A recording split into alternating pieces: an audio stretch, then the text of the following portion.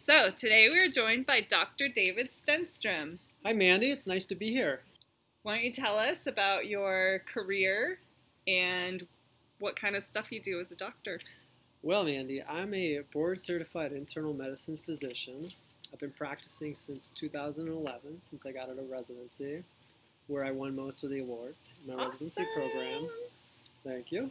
And I am what's known as a hospitalist. So I have a hospital-based practice, and I take care of inpatients for their conditions that bring them into the hospital. And once they are released, I send them back to their primary care physicians for ongoing care. Cool. I also work sometimes in skilled nursing facilities, taking care of people recovering from acute injuries. Okay, so tell us how you became vegan and why. Well, Mandy, I became vegan over time. When I got married, my wife was vegetarian, so that pretty much made me a vegetarian. That's a little throw out to Pulp Fiction and Samuel L. Jackson. But I became vegan after reading a little bit about the first big one that I read was the China study when I was in medical school. And then a book by Eric Schlosser as well, which talked about the food industry in America. I think people have read it as Fast Food Nation. Yep. And I think with the health effects and also the effects of the agricultural industrial complex in the United States and its effects on the environment and overall health in our country really drove me to become vegan. Yeah.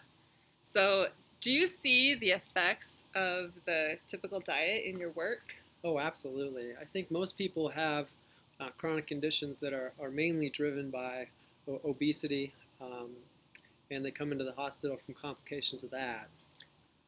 And I believe that the obesity epidemic was not always in the United States and came about, I think, with the advent and the growth of processed food, in addition to the consumption, overconsumption of animal products. So what's one of the main misconceptions people have about veganism? Like, for example, they think that there's deficiencies that you can have. What's one of the big ones? Well, let's talk a little bit about, when I talk with people, the big thing that they worry about is where do you get your protein? Is yes. one of the main things that I've been asked, both as a physician and also when people find out I'm vegan. They have lots of questions regarding protein, which, if you think about it, doesn't make a lot of sense. Because when you eat dead animal products and ingest them, you don't take the cow muscle and it doesn't become part of you. So that never made any sense to me. I think what we have to think about is just our basic science, that we were taught when we were children. Yeah. So the body does require a certain amount of protein, but proteins are made up of something called amino acids. Okay. Amino acids are found in all our foods. Right. Okay. But there's essential amino acids that we do have to find and eat or ingest because our body cannot synthesize those on their own. Right. And so what you really need to think about are, am I getting all the essential amino acids? And those can all be found without ingesting dead animal products or carcasses. Awesome. It is awesome. And so really what we think about is the complete protein meal. And these are really things that your mom, if you had a good mother, made for you when you were younger. Yeah. Rice and beans, peanut butter and bread, these sorts of things. So it's really taking that idea of, are you getting enough protein, to say, am I getting the essential amino acids needed to be healthy in a complete diet? And again, you just don't need dead animal carcass in order to have that. So as a vegan, and you also run. I do. Do you find it difficult to get enough amino acids or protein? I don't think so. No. I think we eat complete protein meals. My children are vegan. They do well. They're, runners as well. Lots of energy. So I've never seen that problem with any vegans. And let me stress that when I admit people into the hospital, I don't admit many vegans for their chronic conditions. What I admit are people that are unhealthy, mostly from their diet, and I'd say a large part of that is going to be from the overconsumption of dead animal products. It's not surprising. It's not. And if you think about all of it with your overall health, so we think about the health of the person, but then the health of the community, the health of the environment.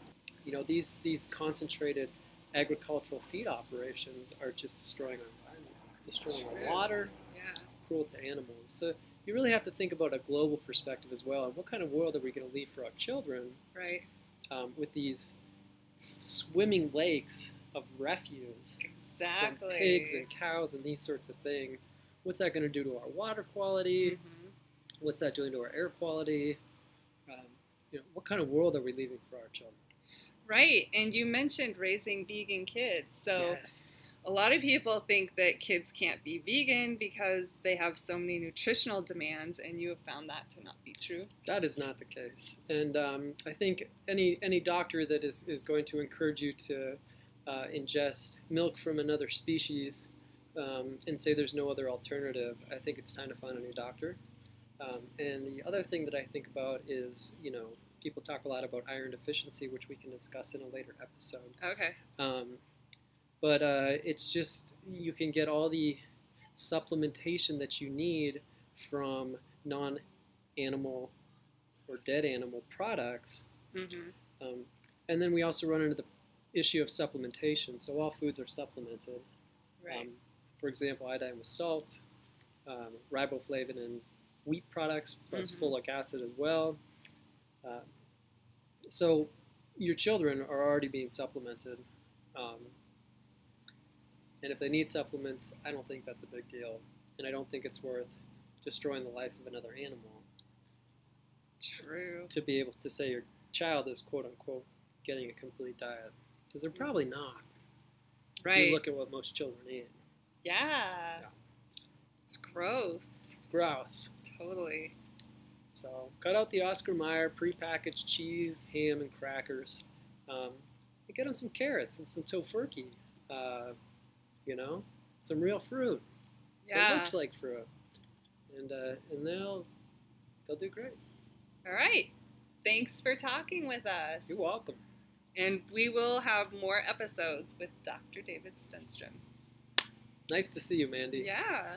And I like your workout videos. Thank you.